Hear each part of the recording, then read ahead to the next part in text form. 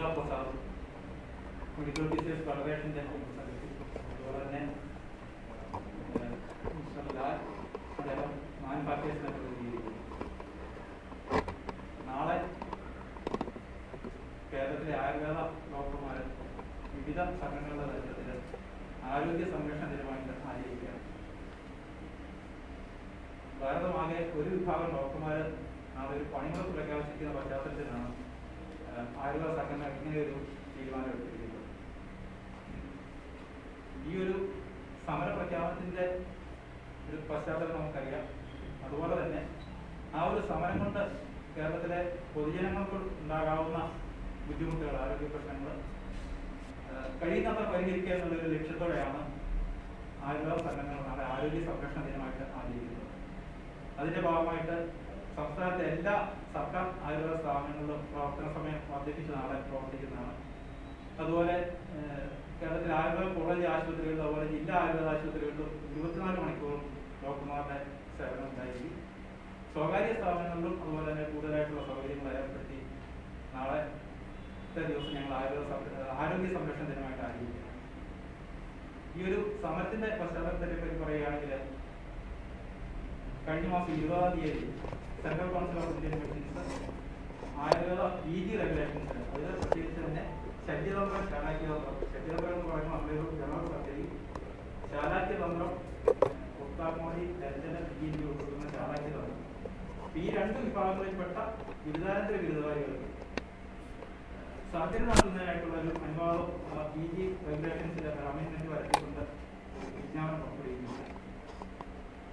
ഏതാണ്ട് 40 കൊല്ലമായി ഭാരതത്തിലാകപ്പാടെ KMSന്റെ സിലബസിൽ UG തലത്തിൽ ഏതാണ്ട് 30 വർഷത്തിന് മേളിലായിട്ട് ബിരുദാനന്തര തലത്തിലും ഏകീകൃത രീതിയിലുള്ള സിലബസാണ് നിലവിലുള്ളത്. അപ്പോൾ ഒരു 30 വർഷത്തിന് മേളിലായിട്ട് ഭാരതത്തിലൊട്ടാകെ നടന്നുകൊണ്ടിരിക്കുന്ന സർജറികളുടെ പ്രവർത്തനങ്ങളുടെ ഒക്കെ ഒരു ഏകീകൃത രൂപം കൊണ്ടുവരാനും അതുപോലെ തന്നെ അതിൽ ചില കാര്യങ്ങൾ നിയമസംരക്ഷണം ഏർപ്പെടുത്തുന്നതിന് വേണ്ടിയിട്ടാണ് ഈ PG റെഗുലേഷനിൽ ഒരു അമെൻഡ്മെന്റ് വരുത്തിയിട്ടുള്ളത്. അതായത് കേരളത്തിന് പുറത്ത് വളരെ വ്യാപകമായിട്ട് 25 വർഷത്തിന് മേലായിട്ട് നടന്നുകൊണ്ടിരിക്കുന്ന സർജറികൾക്കും ഒരു സംരക്ഷണവും ഏകീകൃത രൂപവും എന്നുള്ളതാണ് അതിന്റെ ഉദ്ദേശം. അപ്പൊ ആ ഒരു സാഹചര്യത്തിൽ ഇപ്പൊ ഒരു പുതിയ കാര്യം സംഭവിക്കാൻ പോകുന്നു എന്നുള്ള രീതിയിൽ ഇതിനെതിരെ ഒരു സമരത്തിൽ അംഗീകരിക്കുന്ന അല്ലെങ്കിൽ ഈ അമെൻമെന്റിനെതിരെ പറഞ്ഞിരിക്കുന്ന ഒരു കേരളത്തിന്റെ അല്ലെങ്കിൽ ആ ഒരു സമര പരിപാടികളുടെയോ ഒന്നും ഒരു ആവശ്യമില്ല എന്നുള്ളതാണ് ഭാരതത്തിലെ ആയുർവേദ സംഘടനകളുടെ അഭിപ്രായം. കാരണം കേരളത്തിൽ വിഭിന്നമായിട്ടുള്ള ഒരു സാഹചര്യമാണ് ഉള്ളതെങ്കിൽ പോലും വളരെ കൃത്യമായിട്ട് കേരളത്തിന് പുറത്ത് സർജറി വളരെ നന്നായിട്ട് ചെയ്തുകൊണ്ടിരിക്കുന്നതാണ്. അതുപോലെ തന്നെ നമുക്കറിയാം ഈ പൊതുജനങ്ങൾക്ക് ഇതിനോടുള്ള ഒരു കാഴ്ചപ്പാട് പല സാഹചര്യങ്ങളിലും അലോപ്പതി മേഖലയിലായിട്ടും വളരെ കോസ്റ്റ് എഫക്റ്റീവ് ആയിട്ടും പേഷ്യൻ ഫ്രണ്ട്ലി ആയിട്ടും കൈകാര്യം ചെയ്യാവുന്ന പല കേസുകൾ ഇപ്പൊ ഈ 58 ഇനം സർജറികൾക്കാണ് അനുവാദപ്പെടുത്തിയിരിക്കുന്നത്. അല്ലാതെ വളരെ അതിനകത്ത് മേജർ സർജറികളൊന്നും ഉൾപ്പെടുത്തിയിട്ടില്ല. വളരെ ലഘുവായിട്ട് ചെയ്യാവുന്ന സർജിക്കൽ പ്രൊസീജിയേഴ്സ് 58 ലിസ്റ്റ് ചെയ്തിട്ട് തന്നെയാണ്. 39 ജനറൽ സർജറിയിലും ശാലാക്യതന്ത്രം ENT, ഡെന്റൽ, ഒഫ്താൽമോളജി വിഭാഗത്തിലെ 19 പ്രൊസീജിയേഴ്സിനാണ് അനുമതി നൽകിയിരിക്കുന്നത്. അപ്പൊ ഇത് വളരെ കോസ്റ്റ് എഫക്റ്റീവ് ആയിട്ടും പേഷ്യൻ ഫ്രണ്ട്ലി ആയിട്ടും ചെയ്യാം എന്നുള്ള ഒരു പ്ലസ് പോയിന്റ് ആണ് പൊതു സമൂഹത്തിന് ഈ ഒരു തീരുമാനം വഴിയായിട്ട് ഉണ്ടാകുന്നത്. അപ്പോൾ ഈ ഒരു സാഹചര്യത്തിൽ നമുക്കറിയാം ഈ കഴിഞ്ഞ ഒരു 6 മാസത്തെ ഒരു മെഡിക്കൽ ഓഡിറ്റ് നമ്മൾ നടത്തുകയാണെങ്കിൽ നമ്മുടെ ഈ ഒരു കോവിഡ് ലോക്ക്ഡൌൺ തുടങ്ങിയ കാലത്ത് ഒരു മെഡിക്കൽ ഓഡിറ്റ് ആയിട്ട് നമ്മൾ നടത്തുകയാണെങ്കിൽ സർജറികളുടെ എണ്ണം എത്രയോ ശതമാനമായിട്ട് കുറഞ്ഞു വരുന്നുള്ളത്, ആന്റിബയോട്ടിക്കുകളുടെ എണ്ണം എന്തേലും കുറഞ്ഞു എന്നുള്ളത് ഇതൊക്കെ നമ്മൾ പറയാതെ തന്നെ എല്ലാവർക്കും വളരെ വ്യക്തമായിട്ടുള്ള കാര്യങ്ങളാണ്. എന്നാൽ സർജറികൾ അല്ലെങ്കിൽ ആന്റിബയോട്ടിക്കുകളുടെ ഒക്കെ ഉപയോഗം അതുപോലെ കുറഞ്ഞിട്ടും ഈ കഴിഞ്ഞ 6 മാസം കൊണ്ട് അതിന്റെ പേരിൽ ഇവിടെ മരണനിരക്കോ രോഗികളുടെ ആദരാവസ്ഥയോ ഒന്നും കൂടിയിട്ടില്ല. വളരെ ശ്രദ്ധിക്കേണ്ട ഒരു പോയിന്റാണ്. അപ്പോൾ 10% ആയിട്ട് സർജറികളോ അതുപോലെയുള്ള പ്രൊസീജിയേഴ്സോ ഒക്കെ കുറഞ്ഞിട്ട് പോലും മരണനിരക്കിലോ മറ്റു പ്രശ്നങ്ങളിലോ അതിന്റെ പേരിൽ ഒരു വർധനം ഉണ്ടായിട്ടില്ല. അപ്പൊ ഇതിൽ നിന്ന് തന്നെ നമുക്ക് മനസ്സിലാക്കുന്നത് ഇതിൽ പല കാര്യങ്ങളും അല്ലെങ്കിൽ പല പ്രൊസീജിയേഴ്സും ഒരു ആവശ്യമില്ലാതെ രോഗികളുടെ അടിച്ചേൽപ്പിക്കുന്ന ഒരു സാഹചര്യമാണുള്ളത്. അപ്പൊ ഇപ്പോഴത്തെ ഈ ഒരു സമരത്തിന് പിന്നിലും ഈ ഒരു ലോബി, അതായത് ഈ ചികിത്സ എന്നതിനപ്പുറമായിട്ടൊരു കച്ചവട താല്പര്യത്തോടെയോ വ്യവസായമായിട്ടോ കാണുന്ന ഒരു ലോബിയുടെ ഒരു ഇടപെടലുകൾ ഇത്തരം സമരങ്ങൾക്ക് പിന്നിലുണ്ട് എന്നുള്ളതാണ് ഞങ്ങളുടെ ഒരു അഭിപ്രായവും പ്രത്യക്ഷത്തിൽ നമുക്ക് മനസ്സിലാവുന്നതായിട്ടുള്ള ഒരു കാര്യം. കഴിഞ്ഞ 25 വർഷങ്ങളായിട്ട് നടന്നുകൊണ്ടിരിക്കുന്ന പ്രൊസീജിയേഴ്സിൽ ഒരു ഏകീകൃത അമെന്റ്മെന്റ് കൊണ്ടുവന്നപ്പോൾ ഇത്ര ഒരു ബഹളം വെക്കുന്നതിന്റെ പിന്നിൽ മറ്റ് യാതൊരു സാധ്യതകളും നമ്മൾ കാണുന്നില്ല. അതുപോലെ തന്നെ ആയുർവേദത്തിലെ വന്നിരിക്കുന്ന പ്രശ്നത്തോട് നമ്മൾ സൂചിപ്പിച്ചിട്ടുണ്ട്. സർജറിയുടേതായിട്ടുള്ള ഒരു പാരമ്പര്യം ഇന്ന് ലോകത്തിൽ ഉപയോഗിക്കപ്പെടുന്ന എല്ലാ സർജിക്കൽ പ്രൊസീജിയേഴ്സിന്റെ ഉപകരണങ്ങളുടെ ഒക്കെ ബേസിക് രൂപം ആയുർവേദാചാര്യനായിരുന്ന സുശ്രുതന്റെ ഗ്രന്ഥങ്ങളിൽ നിന്നുള്ള കാര്യങ്ങൾ മാത്രമാണ്. സുശ്രുത തന്നെയാണ് എല്ലാ വൈദ്യ സിസ്റ്റംസും, എല്ലാ ലോകമെമ്പാടുമുള്ള എല്ലാ സിസ്റ്റംസും സർജറിയുടെ പിതാവായിട്ട് അംഗീകരിച്ചിരിക്കുന്ന സുശ്രുതനെയാണ്. അദ്ദേഹത്തിന്റെ പ്രൊസീജിയേഴ്സിൽ അദ്ദേഹം പറഞ്ഞിരിക്കുന്ന ഉപകരണങ്ങൾ അതിന്റെയൊക്കെ ഒരു അഡ്വാൻസ്ഡ് രൂപം മാത്രമാണ്. ഏതെടുത്ത് നോക്കിയാലും അല്ലെങ്കിൽ ആ പ്രൊസീജിയേഴ്സിന്റെ ഏതൊക്കെയാണെന്ന് നോക്കിയാലും അതെല്ലാം തന്നെ സുശ്രുതത്തിനെ ബേസ് ചെയ്തിട്ടുള്ള കാര്യങ്ങൾ. ഇപ്പോൾ ആധുനിക വൈദ്യശാസ്ത്രം ഉപയോഗിക്കുന്ന എല്ലാ മെത്തേഡ്സും നമുക്കറിയാം, അത് ആധുനിക വൈദ്യശാസ്ത്രത്തിന്റെ മാത്രം ഒരു പുരോഗതിയല്ല, അതിലുപരിയായിട്ട് ഫിസിക്സിന്റെയും കെമിസ്ട്രിയുടെയും അതിന്റെ അവാന്തര വിഭാഗങ്ങളുടെ ഒരു വളർച്ച, അതിനെ സ്വാംശീകരിച്ചിട്ടുള്ളതാണ് ആധുനിക വൈദ്യത്തിന്റെ വളർച്ച എന്നുള്ളത്. അതിനകത്ത് ആധുനിക വൈദ്യത്തിന്റെ വളർച്ചയില്ല, ആധുനിക വൈദ്യശാസ്ത്രത്തിന്റെ തനതായിട്ടുള്ള സംഭാവന വളരെ തുച്ഛമാണ്.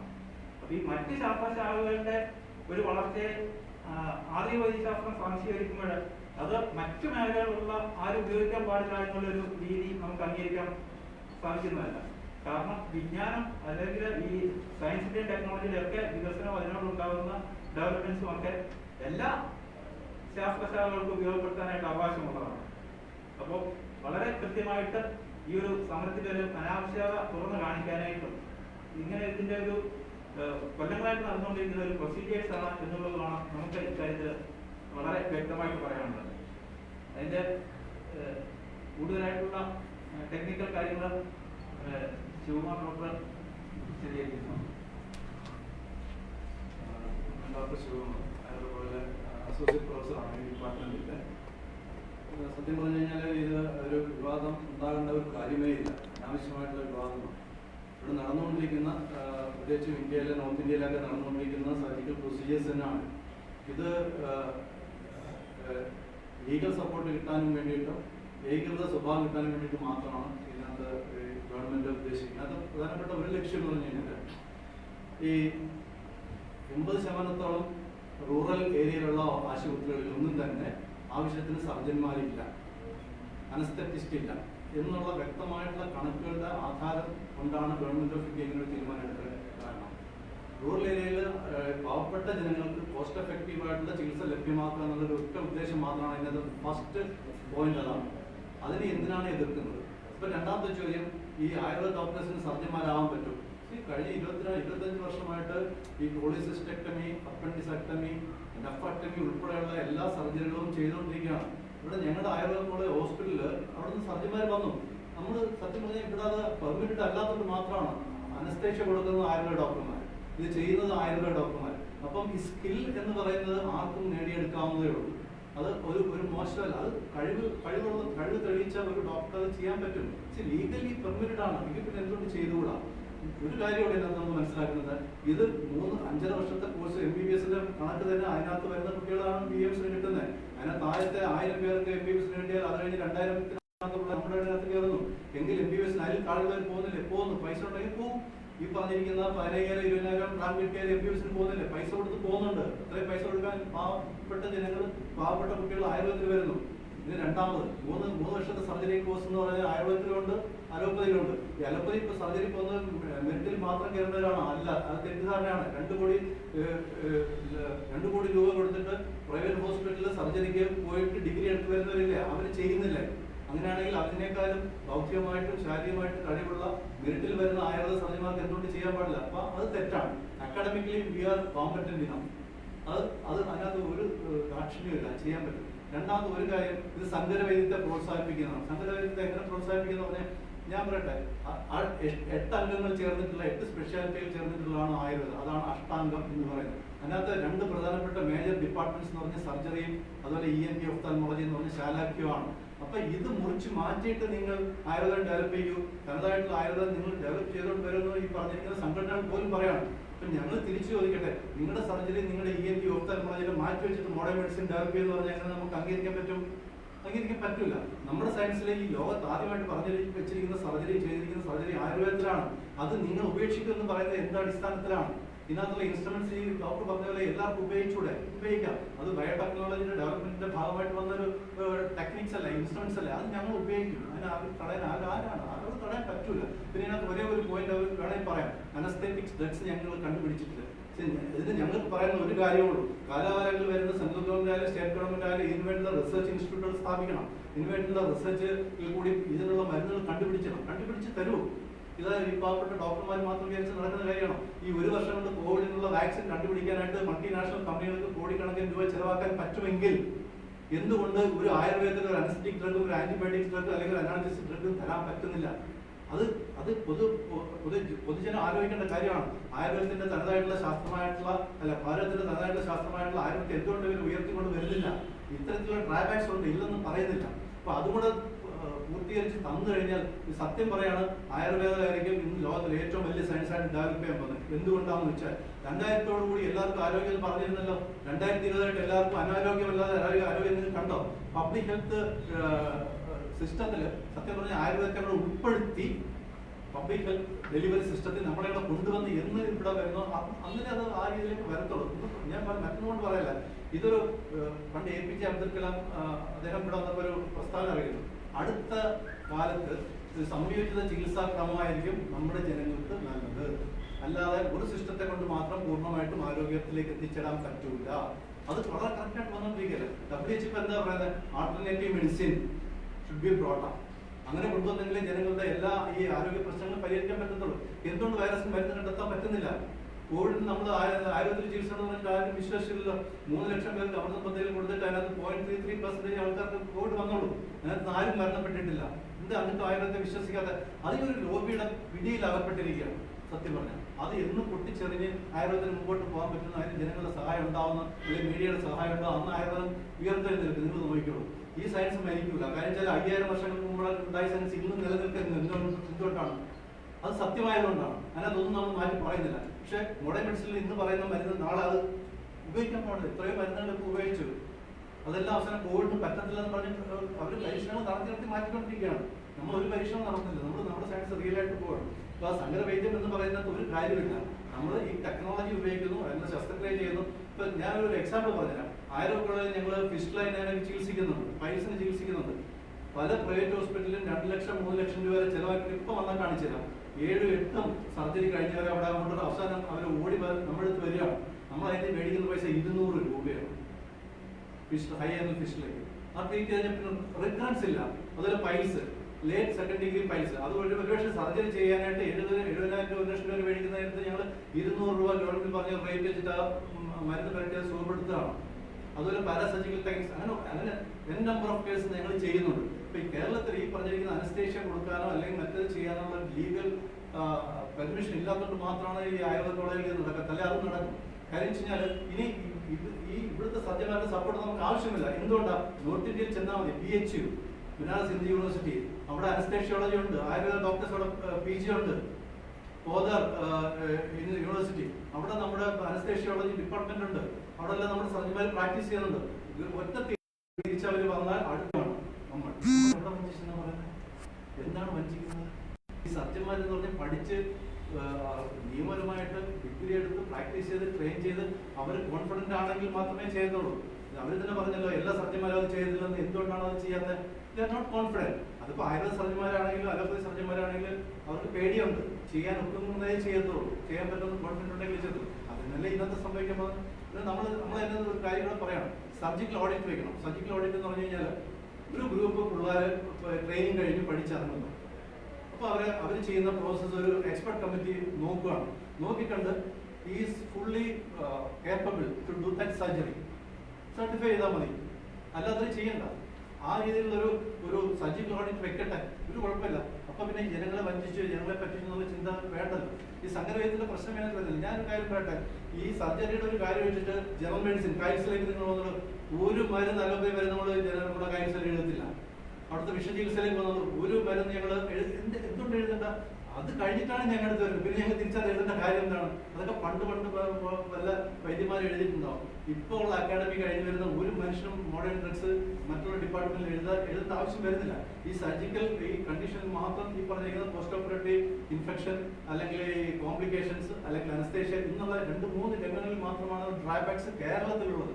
അത് പരിഹരിക്കാനായിട്ട് ഗവൺമെന്റ് മുൻകൈ എടുത്താൽ അത് പരിഹരിച്ചു കഴിഞ്ഞാൽ ഇതൊരു സമ്പൂർണ്ണ സയൻസ് ആയിട്ട് മാറും. ലോകം ഇപ്പൊ 100 രാജ്യങ്ങളിൽ നടക്കുന്നുണ്ട്. എത്ര യൂണിവേഴ്സിറ്റികളിൽ കോഴ്സ് നടക്കുന്നുണ്ട് വെളിയിലുള്ള രാജ്യങ്ങളിൽ.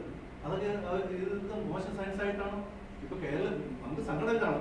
ഭാരതത്തിന് തനതായിട്ടുള്ള ശാസ്ത്രത്തെ ഇകഴ്ത്തി കാണിക്കുന്നത് ഭാരതത്തിലുള്ള എക്സ്പെർട്സ് തന്നെയാണ്, ഭാരതത്തിലുള്ള ആൾക്കാർ തന്നെയാണ്. ജനങ്ങളുടെ മുമ്പിൽ ഇത് മോശമായിട്ട് ചിത്രീകരിക്കുന്നത് അത് വളരെ മോശമായിട്ടുള്ള ഒരു കാര്യമാണ്. ബാക്കി ഇദ്ദേഹം പറഞ്ഞ എല്ലാം ഒരു വ്യവസായവൽക്കരണത്തിൽ അല്ലെങ്കിൽ ഒരു എന്താണ് കുത്തകയുടെ ബാക്ക് പല രാജ്യങ്ങളും ഈ വാക്സിനെ കുറിച്ച് എന്തെല്ലാം ആശയങ്ങളാണ് അവിടുത്തെ ഗവൺമെന്റ് നടപ്പിലാക്കാൻ തയ്യാറെന്ന് പറയുമ്പോൾ അവരെ അട്ടിമറിക്കാനുള്ള ശ്രമങ്ങൾ ഒത്തിരി കാര്യങ്ങൾ നമ്മൾ കേൾക്കുന്നുണ്ട്. അപ്പൊ അതിന്റെ അല്ലെങ്കിൽ ഞാൻ കൂടുതൽ കയറുന്നില്ല. പക്ഷെ ഇതൊക്കെയാണ് ഇതിന്റെ യാഥാർത്ഥ്യം. ഇവിടെ തീർച്ചയായിട്ടും ഞങ്ങളിത് ജനങ്ങളുടെ മുമ്പിൽ അനാവരണം ചെയ്യാൻ ഉദ്ദേശിക്കുകയാണ്. നാളെ ആയുർവേദ സംരക്ഷണ ദിനം എന്നുള്ളതിൽ എല്ലാ ആയുർവേദ കോളേജുകളിലും എല്ലാ ആയുർവേദ ആശുപത്രികളിലും പ്രൈവറ്റ് ഗവൺമെന്റ് മേഖലകളെല്ലാം തന്നെ കൈകൊടുത്തുകൊണ്ട് തന്നെ ഞങ്ങൾ മുമ്പോട്ട് പോകാൻ തീരുമാനിച്ചിരിക്കുകയാണ്. ജനങ്ങളുടെ മുമ്പിൽ ഞങ്ങൾ ഇത് സത്യം എന്താണെന്ന് തുറന്നു കാണിക്കും. അല്ലാതെ ഒന്നും നമുക്കിന്ന് ഒളിച്ചു വെക്കാനില്ല. ഇത് തന്നെ ഈ ഒരു സംവിധാനത്തിന് അനുമതി കിട്ടിയാൽ കേരളത്തില് ക്വാളിഫൈഡ് ആയിട്ടുള്ള ആൾക്കാർ 400 ഡോക്ടേഴ്സിൽ 400 പേരിൽ താഴെയാണ്. കേരളത്തിലെ എല്ലാ ആരോഗ്യ ഡോക്ടർമാരും അല്ലെങ്കിൽ ഭാരതത്തിലെ എല്ലാ BMSകാരും നാളെ സർജറിക്കാൻ പോകുന്നു എന്നുള്ളതിന് ഒരു അർത്ഥമില്ലാതെയാണ്. ഈ 2 ബ്രാഞ്ചില് PG ക്വാളിഫിക്കേഷൻ ഉള്ള കേരളത്തിലെ എണ്ണം എടുത്താൽ 400 ഡോക്ടേഴ്സിൽ താഴെ മാത്രമാണ് ഉള്ളത്. അപ്പൊ ഇത് ഒരു അനാവശ്യമായിട്ടുള്ള ഒരു ഭീതി വളർത്താനായിട്ടുള്ള ഒരു ശ്രമമാണ് നടന്നുകൊണ്ടിരിക്കുന്നത്. ഈ സർജറി എന്ന് പറയുന്നത് ഒരിക്കലും ഒരു പ്രെഡിക്റ്റബിൾ ആയിട്ടുള്ള കാര്യമല്ല. മൈനർ ആയിരുന്നാലും മേജർ ആയിരുന്നാലും അത് പ്രെഡിക്റ്റബിൾ ആയിട്ടുള്ള ഒരു കാര്യമല്ല. അതിന് വേണ്ട കാര്യങ്ങളെല്ലാം വേണം. അപ്പോൾ ഞാൻ ചോദിക്കുന്നത്, നിങ്ങൾ ആയുർവേദിക് സർജറി ചെയ്യുകയാണെങ്കിൽ അതിൽ പെട്ടെന്നൊരു സർജറി കഴിഞ്ഞുണ്ടാകുന്ന അണുബാധയോ അല്ലെങ്കിൽ അതിനുശേഷമുള്ള ചികിത്സാ രീതികളോ ക്യൂർ ചെയ്യാനുള്ള മെഡിസിൻസ് ഇപ്പോൾ നിലവിലുണ്ടോ?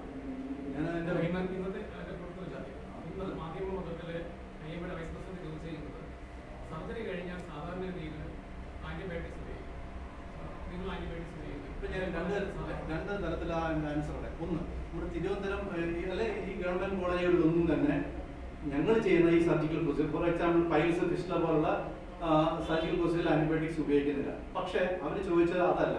അതായത് general surgery open abdomen open ചെയ്തിട്ടുള്ള മറ്റുള്ള സർജറി വിസറൽ ഓർഗൻസിലേക്ക് കമ്മ്യൂണിക്കേറ്റ് അല്ലെങ്കിൽ കോൺടാക്ട് വരുന്ന സർജറികളിൽ ആന്റിബയോട്ടിക്സ് ആവശ്യമുണ്ടെന്നുള്ളതാണ് എൻ്റെ ആൻസർ. പക്ഷെ അതിനകത്ത് കേരളത്തിൽ അത് ചെയ്യാത്തതുകൊണ്ട് ഓപ്പൺ സർജറി ഞങ്ങൾ ചെയ്യുന്നില്ല. ബാക്കിയുള്ള സർജറികൾ ഇത് ഉപയോഗിക്കാതുള്ള സർജറികളാണ് ചെയ്യുന്നത്. പക്ഷേ അനുവാദം കിട്ടിയാൽ നമ്മൾ ചെയ്യും. 2 കാര്യമാണ് ഇതിനകത്തുള്ളത്. എന്തിനു വേണ്ടിയിട്ടാണ് ഗവൺമെന്റ് തീരുമാനമെടുത്തത്? ജനങ്ങളെ രക്ഷിക്കാൻ വേണ്ടിയിട്ടാണ്, ജനങ്ങളുടെ അസുഖം മാറ്റാൻ വേണ്ടിയിട്ടാണ്. അതിന് അവരുടെ 100 പേര് വേണ്ടുന്നിടത്ത് 60 പേരേ ഉള്ളൂ, ബാക്കി 40 പേരില്ല. അതുകൊണ്ട് ജനങ്ങൾ സഹിക്കണം. അപ്പൊ ഒരു കാര്യം അതിന് സൊല്യൂഷൻ ഇതാണ്. ഈ പറഞ്ഞിരിക്കുന്ന ഫാർമക്കോളജി അല്ലെങ്കിൽ ബയോകെമിസ്ട്രി ഇതൊക്കെ സിലബസിൽ ഉൾപ്പെടുത്തിയാൽ മതി. ആ മരുന്നുകളുടെ മാത്രം ഉൾപ്പെടുത്തി ഇവരെ പഠിപ്പിക്കും. ഞാൻ ചോദിക്കട്ടെ, വെസ്റ്റേൺ കൺട്രീസിൽ ഫാം ഡി എന്ന് പറയുന്ന ഒരു കോഴ്സ് ഉണ്ട്. അവരാണ് മരുന്ന് പ്രിസ്ക്രൈബ് ചെയ്യുന്നത്. Doctors are not intended to prescribe the medicines in that countries. അപ്പൊ ഇവര് ഡോക്ടർമാരുടെ ജോലി എന്താ? രോഗികളെ പരിശോധിക്കുന്നു, ഡയഗ്നോസ് ചെയ്യുന്നു, മരുന്ന് എഴുതുന്നത് ഫാം ഡിക്കാരാണ്. പക്ഷെ ഇവിടെ അങ്ങനെയല്ലല്ലോ നടക്കുന്നത്. ഫാം ഡിക്കാരാണ് ഫാർമക്കോളജി മൊത്തം പഠിച്ച് അരച്ച് കലക്കി നിൽക്കുന്നത്. അവരത് എഴുതാൻ അവർ യോഗ്യരാണ്. പക്ഷെ ഇവിടെ അങ്ങനെയല്ല. ഞാൻ പറയട്ടെ, ഈ എത്ര ഡോക്ടേഴ്സിന് ഒരു ഡ്രഗിന്റെ ഇൻഡെപ്ത് നോളജ് ഉണ്ട്? ഇല്ല. ഒരു സൂപ്പർഫിഷ്യൽ ആയിട്ട് പഠിക്കണം, എന്നിട്ട് അവർ എഴുതുന്നില്ല. എങ്കിൽ ഞാൻ പറഞ്ഞത്, നമുക്ക് പുതിയ ആന്റിബയോട്ടിക്സ് ആയുർവേദത്തിൽ കണ്ടുപിടിക്കുന്നത് വരെ, അനസ്തെറ്റിക് ഡ്രഗ്സ് ആയുർവേദത്തിൽ കണ്ടുപിടിക്കുന്നത് വരെയെങ്കിലും ഇതിന്റെ ഫാർമക്കോളജി ഞാൻ ആയുർവേദത്തിന്റെ തനതായിട്ടുള്ള ഒരു ശാസ്ത്രത്തിന് ഡെവലപ്മെന്റ്, ഞാൻ പറയട്ടെ, ആയുർവേദത്തിന്റെ തനതായിട്ടുള്ള ശാസ്ത്രത്തിന് ഡെവലപ്മെന്റ് വരണമെങ്കിൽ അലോപ്പതിയിൽ ആന്റിബയോട്ടിക്സ് കണ്ടുപിടിക്കാമെങ്കിൽ ആയുർവേദത്തിൽ ആന്റിബയോട്ടിക്സ് കണ്ടുപിടിച്ചൂടെ? അതിനകത്ത് അനസ്തെറ്റിക് ഡ്രഗ് കണ്ടുപിടിക്കാമെങ്കിൽ ഇതിനകത്ത് അനസ്തെറ്റിക് ഡ്രഗ് കണ്ടുപിടിച്ചൂടെ? മലേറിയയ്ക്ക് വൈറൽ ഡ്രഗ് ആയിട്ട് ചൈനയിൽ ഹെർബൽ ഡ്രഗ് മെഡിസിനാണ് കണ്ടുപിടിച്ച നോബൽ പ്രൈസ് കിട്ടിയത്. ആ ഹെർബൽ മെഡിസിനിൽ നിന്ന് ചൈനയിൽ കണ്ടുപിടിക്കാമെങ്കിൽ എന്തുകൊണ്ട് ഹെർബൽ മെഡിസിനിൽ നിന്ന് അനസ്തെറ്റിക് ഡ്രഗ്സും അനാൽജസിക് ഡ്രഗ്സും ആന്റിബയോട്ടിക്സും കണ്ടുപിടിച്ചുകൂടാ? പിടിക്കണം. അതിന് ആര് വേണം? ഗവൺമെന്റ് വരണം. അതിന് കോടിക്കണക്കിന് രൂപ ചെലവാക്കാനുള്ള സോഴ്സസ് വേണം. ഇപ്പൊ ഈ കോവിഡ് വാക്സിൻ ചെയ്തത് ആരാണ് അതിന് വേണ്ടി പൈസ ആക്കുന്നത്?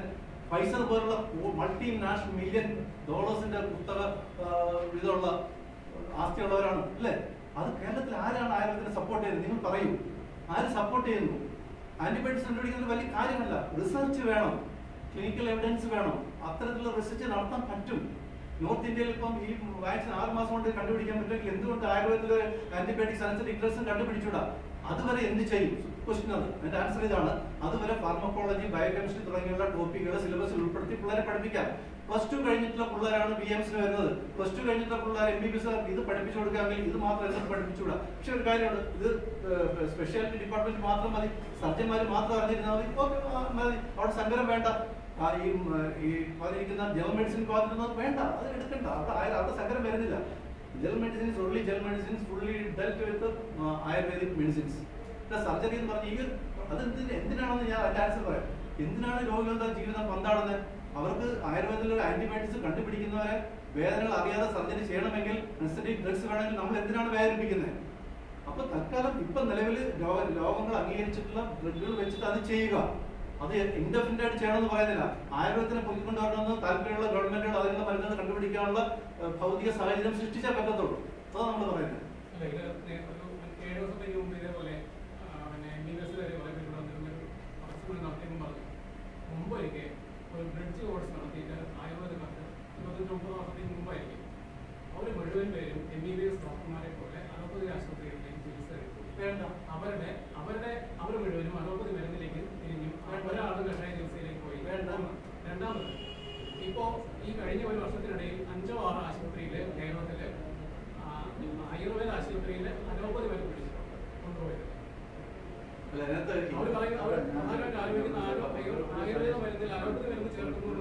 അദ്ദേഹം പറഞ്ഞതിനോട് വളരെ വാലിഡ് പോയിന്റാണ് റേസ് ചെയ്തത്. രണ്ടുപേരും വാലിഡ് റേസ് ചെയ്തത്. ഇതിൽ സംഭവിക്കുന്നത് എന്താണെന്ന് വെച്ച് കഴിഞ്ഞാൽ നമുക്ക് എല്ലാവർക്കും മോഡേൺ മെഡിസിനോട് വളരെ ബഹുമാനവും ആദരവും ഉള്ളത്. കാര്യം ഞങ്ങളുടെ സിലബസിൽ ഞങ്ങൾ ഒരു ഏതാണ്ട് 60-40% മോഡേൺ മെഡിസിൻ നമുക്ക് പഠിക്കേണ്ടതായിട്ടുണ്ട്. അത് ഈ നേരത്തെ പറഞ്ഞ പോലെ ഈ ഒരു സിലബസ് നോക്കുമ്പോൾ മനസ്സിലാവും. അപ്പോൾ പണ്ടത്തെ മോഡേൺ മെഡിസിൻ നമ്മൾ പഠിക്കുന്നുണ്ടാണ്. മോഡേൺ മെഡിസിനോട് നമുക്ക് ആഗ്രഹം ബഹുമാനമുള്ളൂ. ഒത്തിരി കാര്യം മോഡേൺ മെഡിസിൻ്റെ കോൺട്രിബ്യൂഷൻ സൊസൈറ്റിക്ക് കിട്ടിയിട്ടുണ്ട്. മോഡേൺ മെഡിസിനെ സംബന്ധിച്ചിടത്തോളം അവരുടെ അഭിപ്രായം പറഞ്ഞു കഴിഞ്ഞാൽ അവർ ignorant about the basics fundamentals of Ayurveda system of medicine. അതിൽ ഒരു കാര്യത്തെ കുറിച്ച് നമ്മൾ നമുക്കൊരു അഭിപ്രായം പറയാം. അതിന് കൺക്ലൂസീവ് അഭിപ്രായം പറഞ്ഞാൽ അതിനെക്കുറിച്ച് അറിഞ്ഞിട്ട് വേണം പറയാം. അപ്പോൾ ഇതിനൊക്കെ ഇപ്പോൾ ആയുർവേദത്തിൽ റോമാനിക്കുകൾ വിശ്വസിക്കുന്നില്ല എന്ന് പറയുന്നത് അടിസ്ഥാനപരമായി തെറ്റാണ്. കാര്യം അതിൻ്റെ അകത്ത് ഏത് തരത്തിലാണ് ഡിസീസ് പെർസെന്റ് അഡോളൻസ് വരുന്നുള്ള കാര്യം വളരെ ആയുർവേദ രീതിയിൽ തന്നെ ശാസ്ത്രീയമായി പറഞ്ഞിട്ടുണ്ട്. അപ്പോൾ അത് അറിയണമെന്നുണ്ടെങ്കിൽ അതിനെക്കുറിച്ച് അറിയാൻ ശ്രമം നടത്തിയത് പറ്റും. അത് ഞങ്ങൾക്ക് വേണ്ട, അത് ഞങ്ങൾ വായിക്കില്ല, ഞങ്ങൾക്ക് പഠിക്കില്ല. പക്ഷെ അങ്ങനെ അല്ലാത്തതുകൊണ്ട് ഇപ്പോൾ ലോകം അറിയുന്ന പ്രശസ്തനായ കാർഡിയോളജി സർജനാണ് നമ്മുടെ MS വല്ലിത്തൻ സാർ. വല്ലിത്തൻ സാർ ആയുർവേദത്തിലെ ഏറ്റവും വലിയ 3 ശാസ്ത്ര അടിസ്ഥാന ഗ്രന്ഥങ്ങളാണ് ഞങ്ങളുടെ ചരക സംഹിതയും സുശ്രുത സംഹിതയും വാർത്തക സംഹിതയും. അദ്ദേഹം അത് ഒരു മോഡേൺ മെഡിസിൻ ഡോക്ടറെ എങ്ങനെ മനസ്സിലാക്കണം എന്നുള്ള രീതിയിൽ ലിഗാസി ഓഫ് ചരക, ലിഗാസി ഓഫ് സുശ്രുത, ലിഗാസി വാർത്തക എന്ന് പറഞ്ഞിട്ട് അവർക്ക് വേണ്ടി എഴുതിയിട്ടുണ്ട്. അത് വല്ലിത്തൻ സാറിന് ഞങ്ങൾക്ക് വിശ്വാസമില്ല. അപ്പോൾ അത് യോഗാരോഗ്യ സംഘടന പറയുന്നു ലോകം മൊത്തം മെഡിക്കൽ ടൂൾസ് ഇന്റഗ്രേറ്റഡ് പ്രാക്ടീസിലേക്ക് പോയിരിക്കുകയാണ്. അപ്പോൾ അതാത് അംഗരാജ്യം അതനുസരിച്ച് നയങ്ങൾ ഉണ്ടാക്കണമെന്ന് പറയും. അതിന്റെ അടിസ്ഥാനത്തിൽ കേന്ദ്ര സർക്കാർ 2017 കേന്ദ്ര ആരോഗ്യ നയം ഉണ്ടാക്കി. അതിൻ്റെ അകത്ത് പറയും റീഡയറക്ഷൻ മെയിൻസ്ട്രീമിംഗ് ഓഫ് ആയുർവേദം. അത് അപ്രോപ്രിയേറ്റ് ഇന്റഗ്രേഷൻ വേണം. അതിനെന്ത് വേണം? പരസ്പര പൂരകമായിട്ട് പൊതുജനത്തിന് സേവനം ഇവിടെ എല്ലാവരും കിട്ടണം. ഇതൊരു ബൂഫെ പോലെയാണ്. നമുക്ക് ഉള്ളാത്ത കാര്യങ്ങൾ എല്ലാത്തിനും എടുക്കുക. അതിനെല്ലാത്തിനും കുറിച്ചിട്ടുള്ള അടിസ്ഥാന വിവരങ്ങൾ എല്ലാവർക്കും വേണം. അതുപോലെ മോഡേൺ മെഡിസിൻ്റെ നല്ല കാര്യങ്ങൾ ആയുഷ് സിസ്റ്റങ്ങളിലെ വിദ്യാഭ്യാസം അറിയണം. ആയുഷിലെ കാര്യം മോഡേൺ മെഡിസിൻകാർ പറയണം. അതിൻ്റെ അടിസ്ഥാനത്തിൽ നാഷണൽ എഡ്യൂക്കേഷൻ 2020 കൊണ്ടുവരും.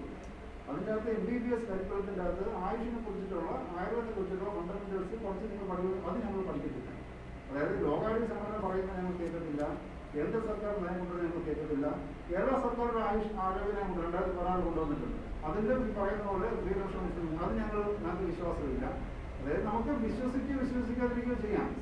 നമ്മൾ എല്ലാവർക്കും ഒപ്പീനിയൻ ഉണ്ടാകും. പക്ഷേ ഒപ്പീനിയൻ ഉണ്ടാകുമ്പോൾ you should have A basic minimum understanding of particular subjects. അതിനെക്കുറിച്ച് അറിയാതെ നേരത്തെ മാഡം ചോദിച്ചില്ല ആന്റിബയോട്ടിക്സ് ഉണ്ട്. ആന്റിബയോട്ടിക്സ് ടോപ്പിക്കൽ ആന്റിബയോട്ടിക്സ് നമുക്കുണ്ട്. ഫോർ എക്സാമ്പിൾ കുറേ ഇപ്പോൾ നോൺ ഹീലിംഗ് അൾസേഴ്സ് ഒത്തിരി നാളെ കൊടുക്കാതിരിക്കുന്ന വ്രണങ്ങൾ അത് ഞങ്ങൾ ട്രിബലാമിന് മരുന്നുണ്ട്. നെല്ലിക്കത്താണെങ്കിൽ കടുക്കുക അതിട്ടുള്ള ഒരു കോമ്പിനേഷനാണ്. അതിൻ്റെ പൊടിയിട്ട് വെള്ളം തളിച്ച് കഴുകുമ്പോൾ ടോപ്പിക്കൽ ആന്റിബയോട്ടിക്സിന് സ്റ്റിറോയിഡ്സ് ഇട്ട് കഴുകുമ്പോൾ പെട്ടെന്ന് വ്രണം അല്ലെങ്കിൽ മുറി ഉണങ്ങുന്നുണ്ട്. പിന്നെ ഞങ്ങളുടെ ഗുഗുലോ സ്റ്റിറോൾ എന്ന് പറഞ്ഞിട്ടുള്ള ഒരു എൻസൈമാണ്. അതിന് ആന്റിബയോട്ടിക് ആക്ടിവിറ്റി ഉണ്ടെന്ന് പ്രൂവ് ചെയ്തുകൊണ്ടിരിക്കുകയാണ്. അപ്പോൾ ഇത് പ്രൂവ് ചെയ്യുന്നത് ഒരു ഗോൾഡൻ ട്രയാങ്കിൾ റിസർച്ച് പ്രോജക്റ്റാണ്. അതിൻ്റെ അകത്ത് ICMR ഒരു പാർട്ടി, മിനിസ്ട്രി ഓഫ് ആയുഷ് ഒരു പാർട്ടി, അതുപോലെ അതിൻ്റെ ചെയർമാൻ എന്ന് പറയുന്നത് ഭൂഷൺ പത്മനാഭനാണ്. അദ്ദേഹം UGC വൈസ് ചെയർമാനാണ്. അപ്പോൾ അവർ കണ്ടെത്തിയിരിക്കുന്ന കാര്യങ്ങൾ ഇൻ്റഗ്രേറ്റഡ് റിസർച്ച് ഇത് ഇങ്ങനത്തെ വാർത്തയാണ്. All India Institute of Medical Science Ministry of Ayush കൂടെ ചേർന്നിട്ട് centre for integrative medicine department പെർമനന്റായിട്ട് തുടങ്ങിയിരിക്കുകയാണ്. കാര്യം ഈ നോൺ മെഡിക്കൽ മീൻസ് ഈ lifestyle disease non communicable ഡിസീസിൻ്റെ അത് ഇതിൻ്റെ വലിയൊരു പങ്ക് ആയുർവേദത്തിന് ചെയ്യാൻ പറ്റും. അതുപോലെ കോവിഡിൻ്റെ ഈ 4 മരുന്നുകൾ ഗുഡൂജി, I-64, വിക്ടറി, നമ്മൾ ഇങ്ങനെയുള്ള 4 മരുന്നുകൾ വളരെ പ്രോമിസിംഗ് റിസൾട്ട് കിട്ടിയ കാരണം ഈ രീതിയിലുള്ള ഗവേഷണങ്ങൾ കൂടുതൽ വേണമെന്ന് പറഞ്ഞിട്ട് മോഡേൺ മെഡിസിനിലെ ഏറ്റവും അപെക്സ് ബോഡിയാണ് ഇന്ത്യയിൽ all India Institute of Medical science. അതിൻ്റെ ഡയറക്ടറാണ് പറയുന്നത്. അപ്പോൾ അത് ഞങ്ങൾക്ക് വിശ്വാസമില്ല. ഇവർക്ക് ആര് പറയുന്ന വിശ്വാസം?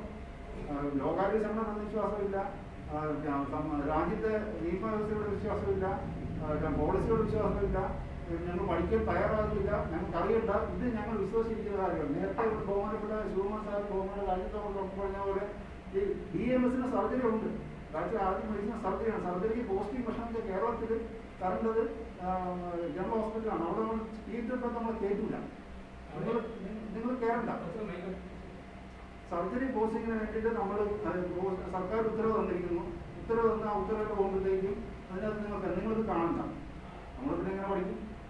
ആയുർവേദ കോളേജിൽ പോസ്റ്റ് ചെയ്താൽ നിങ്ങൾ പോസ്റ്റിങ്ങിന് പോകരുത്. അപ്പം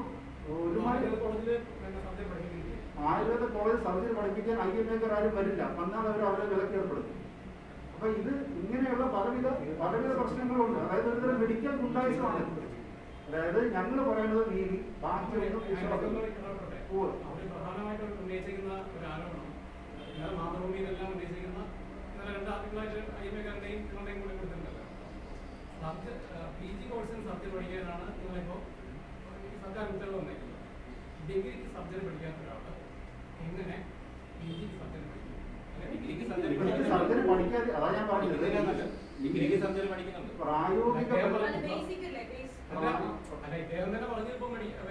പ്രായോഗിക പരിശീലനം ഞാൻ പറഞ്ഞു താങ്കൾ തന്നെ ഇപ്പൊ പറഞ്ഞ വാക്കുകൾ ആയുർവേദ കോളേജില് പഠിപ്പിക്കാൻ വേണ്ടി അവരാരും വരുന്നില്ല.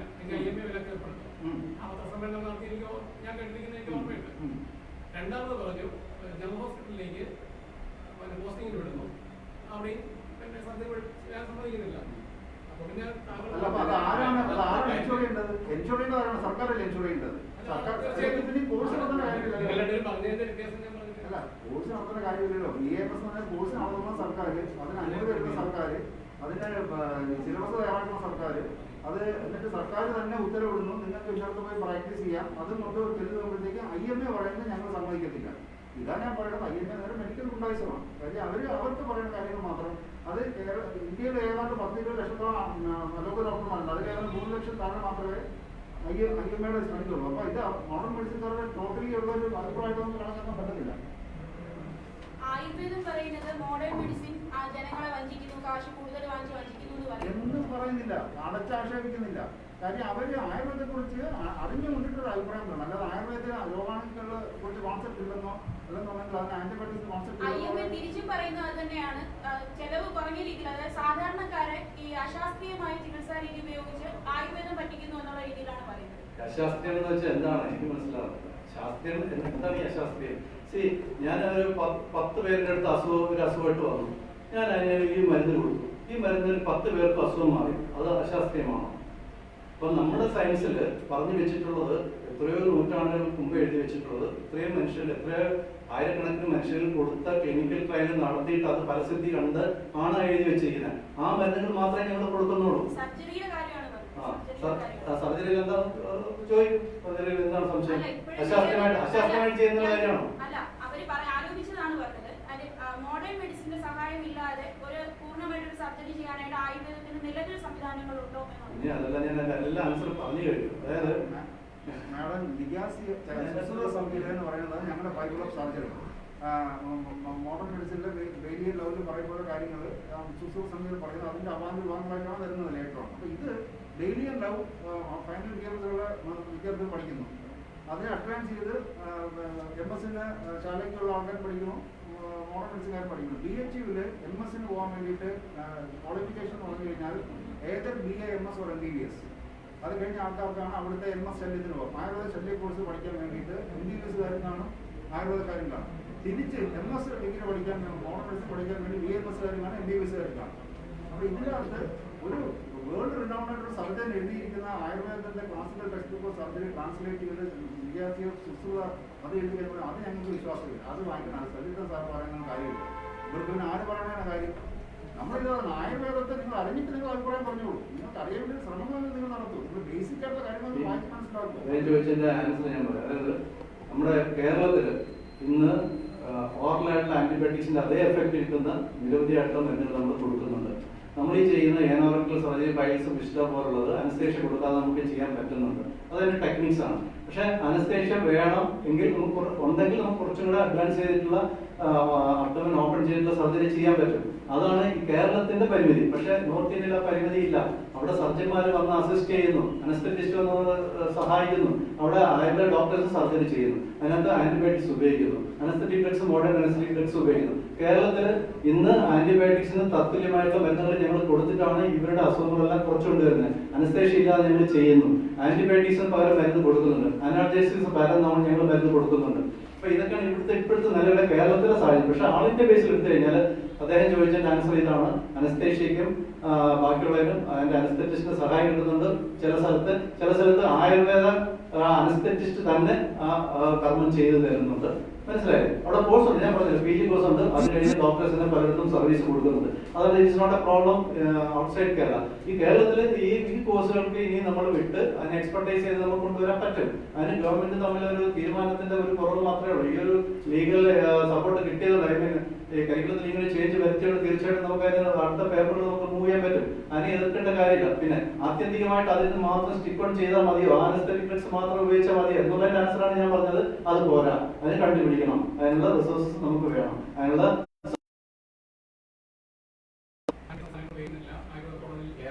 ഇവിടെ ഞാൻ നിരന്തരമായിട്ടുള്ള ഒരു കാര്യമാണ്.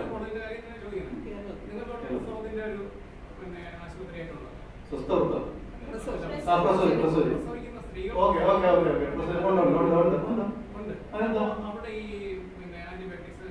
അവിടെ ഞാൻ പറയട്ടെ, അവിടെ ഗൈനക്കോളജിസ്റ്റ് ഉണ്ട്. അവിടെ അത് ഒരു മോഡേൺ 3 ഡോക്ടേഴ്സ് ഉണ്ട്, 3 ഗൈനക്കോളജിസ്റ്റ് ഉണ്ട്. അതിന്റെ കൂടെ ആയുർവേദ ഡോക്ടേഴ്സ് ഉണ്ട്. അവിടെ സംയോജിത ചികിത്സാ പദ്ധതികളാണ്. കാര്യം വെച്ച് കഴിഞ്ഞാൽ പ്രസവം എടുക്കുമ്പോൾ അത് ഒരു ഗൈനക്കോളജിസ്റ്റിന്റെ നേതൃത്വത്തിലാണ് അത് എടുക്കുന്നത്. പക്ഷെ അതിന് മുന്നോടിയുള്ള ഓരോ ട്രൈമസ്റ്ററിലും വേണ്ടുന്ന ചികിത്സകൾ നിശ്ചയിക്കുന്നതും അവർക്ക് വേണ്ടുന്ന ബുദ്ധിമുട്ടുകളുടെ അതിന് കൊടുക്കുന്നതിനുള്ള മരുന്നുകൾ ആയുർവേദ മരുന്നുകളാണ് കൊടുക്കുന്നത്. അത് അവിടെ സംയോജിതമായിട്ട് നമ്മളതേ ആവശ്യപ്പെടുന്നുള്ളൂ. സംയോജിതമായിട്ട് പോകുന്നതിന് എന്താണ് കുഴപ്പം? അതുകൊണ്ട് അവിടെ വരുന്ന പേഷ്യൻസിന് വേറെ ബുദ്ധിമുട്ടൊന്നും ഇല്ലാതെ മുമ്പോട്ട് പോകാൻ പറ്റുന്നുണ്ടെങ്കിൽ പോട്ടെ. അപ്പം ഒരു അലോപ്പതി മരുന്ന് ഉപയോഗിക്കുമ്പോൾ സാധാരണ രീതിയിൽ ഒരു മോഡേൺ ഡോക്ടർ തന്നെയാണ് ഉപയോഗിക്കുന്നത്. അതിന് നമ്മൾ എതിരൊന്നും പറയുന്നില്ല.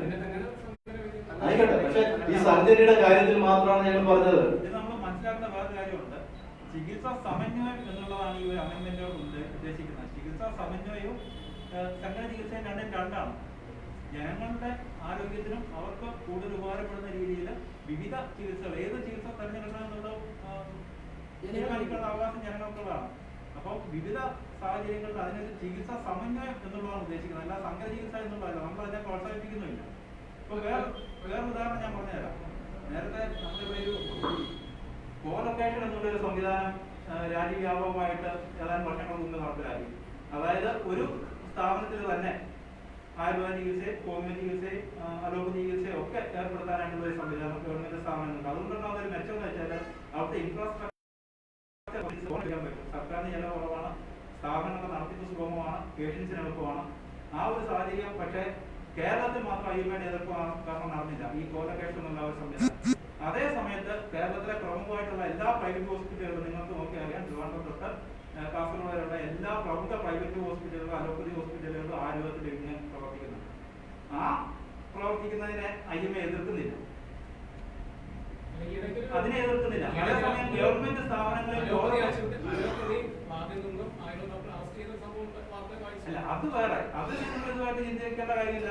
വ്യാജ ചികിത്സ നടത്തുന്ന പിന്നെ അലോപ്പതി എന്ന് പറഞ്ഞ് ചെയ്യുന്ന ആൾക്കാരെ അറസ്റ്റ് ചെയ്യുന്നില്ലേ, അത് വേറെ കാര്യം. അത് ഇതായിട്ട് ചിന്തിക്കേണ്ട കാര്യമില്ല.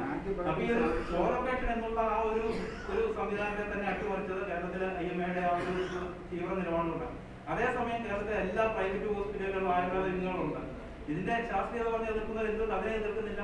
അപ്പൊ ഇതിൽ നിന്നെല്ലാം വളരെ വ്യക്തമായിട്ടുള്ള ഒരു കച്ചവട താല്പര്യമാണ് ഇത്തരം എതിർപ്പുകളുടെ പിന്നിലുള്ളത്. പൊതുജനങ്ങളുടെ ആ ഒരു സമീപത്തേക്ക് ഇത്തരം ശാസ്ത്രങ്ങൾ എത്തുന്നതിനുള്ള ഒരു കച്ചവട താല്പര്യം മാത്രമാണ് ഇത്തരം എതിർപ്പുകൾക്ക് പിന്നിലുള്ളത് എന്നുള്ളത് വളരെ വ്യക്തമാണ്. ഈ ആയുർവേദത്തിന്റെ തനിമ നിലനിർത്തണമെന്ന് IMA ആവശ്യപ്പെട്ടതിൽ എനിക്ക് സന്തോഷമുണ്ട്. കാരണം കേരളത്തിൽ മാത്രമാണ് IMA ഇത്തരത്തിലുള്ള നാട്ടം കാട്ടി. ഡോക്ടർ രാജീവ് തോമസ് സൂചിപ്പിച്ചതുപോലെ തന്നെ കോലൊക്കേഷൻ അട്ടിമറിച്ചത് ഈ IMA ആണ്. അതോടൊപ്പം തന്നെ നേരത്തെ അദ്ദേഹം ചോദിച്ചിരുന്നത് ബ്രിഡ്ജ് കോഴ്സ്. കേരളത്തിൽ നിലനിന്നിരുന്നത് ബ്രിഡ്ജ് കോഴ്സ് അല്ല. 1960കളിൽ ഇന്റഗ്രേറ്റഡ് എന്ന് പറഞ്ഞൊരു കോഴ്സ് ഉണ്ടായിരുന്നു. ഡിപ്ലോമ ഇൻ ഇന്റഗ്രേറ്റഡ് മെഡിസിനും ബാച്ചുലർ ഓഫ് ഇന്റഗ്രേറ്റഡ് മെഡിസിനും. അത് കഴിഞ്ഞവർ ആയുർവേദ മേഖലയിൽ കടന്നു വന്നിട്ടുണ്ടോ എന്ന് അദ്ദേഹം ചോദിച്ചു. തീർച്ചയായിട്ടും കടന്നു വന്നിട്ടുണ്ട്. കൊല്ലത്ത് ലോക പ്രശസ്തനായ ഡോക്ടർ രാജഗോപാൽ, അദ്ദേഹം പത്മശ്രീ കിട്ടിയ ആളാണ്. അദ്ദേഹം ആയുർവേദ ചികിത്സാ രംഗത്താണ് ഏറ്റവും കൂടുതൽ പ്രവർത്തിച്ചത്.